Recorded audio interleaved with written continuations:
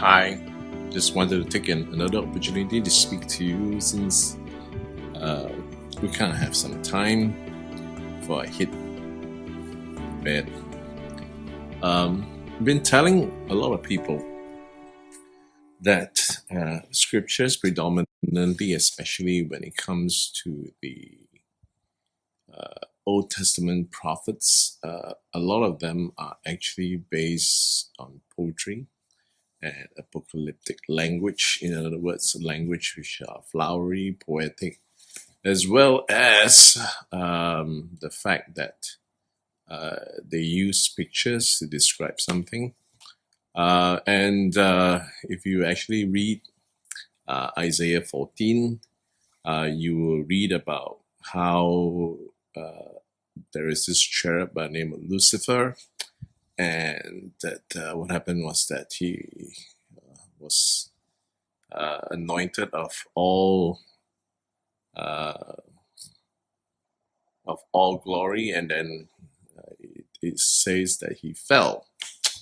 And what happens is that many people would then deem Lucifer as Satan. As I've done in other videos, I've actually mentioned the fact that when you read chapter 4, or rather chapter 14, you will find that verse actually in Pastor Derek, in verse 12. You will read about Lucifer, you will read about the morning star, you will read about how this supposedly angel fell. But the problem with many people is that when they read something like this, they don't read the whole chapter, they don't read the whole picture of the whole passage. And when you read chapter 4, verse 4 of the same chapter in Isaiah 14, you realize that the whole thing there, the whole of chapter 14 is a taunt against the king of Babylon, or a taunt against the king of Babylon. And the Lucifers, therefore, which Isaiah was speaking about, was actually the king of Babylon. And it speaks about how the king of Babylon, who is Nebuchadnezzar, he went mad, and then he behaved like an animal. So the whole chapter there is about the poetic narration of Daniel chapter 4, of how King Nebuchadnezzar, because of his pride, because of his arrogance, he fell. And because he fell and into madness, he behaved like an animal. He had Daniel 4 talks about how he ate grass and he had skins of scales, and that he had nails that became claws. Isaiah 14 was all about that. It is not about the fall of an angel. So when many people read Ezekiel 28, they also don't realize that the same narrative is actually issued by Ezekiel. Ezekiel spoke about the king of Tyre, and what happens is that he spoke about the king of Sidon. These are the two enemies of Israel during Isaiah's days as well. So Isaiah speaks about them in Isaiah 24. See? But when you speak to someone about Ezekiel 28, they will come and tell you this is the place where Satan fell. And as a result, what happened was that Isaiah 28 is about this cherub, which was in the Garden of Eden. He was walking on the mountains of the Lord and all that, and he was filled with all sorts of jewelry, and he fell. Now, let me ask you one very interesting question. What was the greatest thing that God created in Eden? What was the greatest thing that God created in Eden? The answer is simple. Adam. So in other words, when Ezekiel was talking about this cherub who was so beautiful, anointed, and walked onto the mountain of the Lord, everything there is about Adam.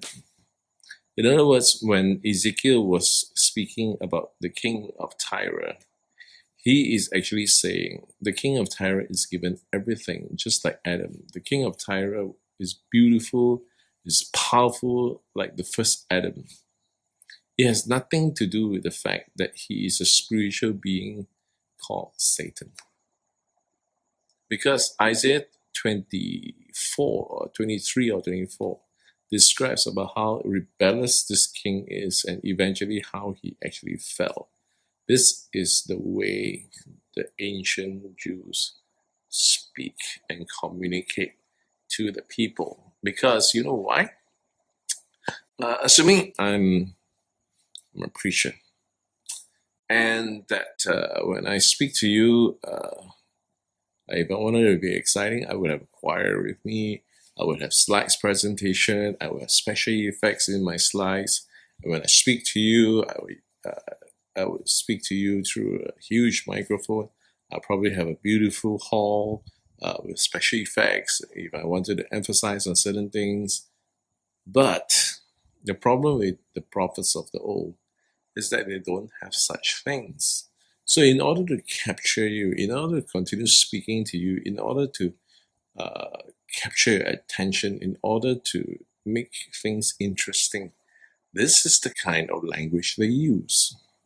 This is called apocalyptic language. In other words, language which basically carries special effects.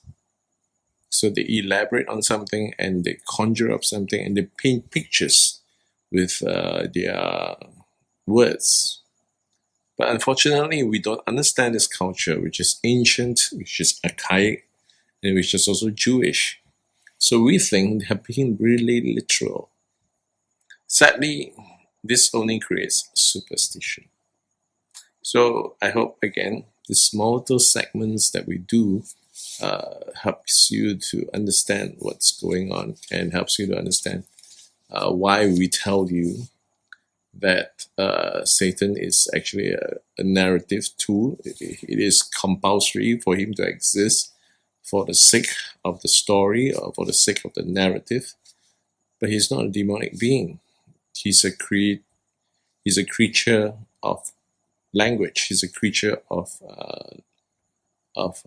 narrative. He's a creature of literature, so to say. So I hope that helps you to understand at least who the king of Tyre is. It could very well be Hiram. He was mentioned as the king of Tyre in David's reign. So that may be him. Okay? Guys, please remove this crazy superstition that has been taught to you.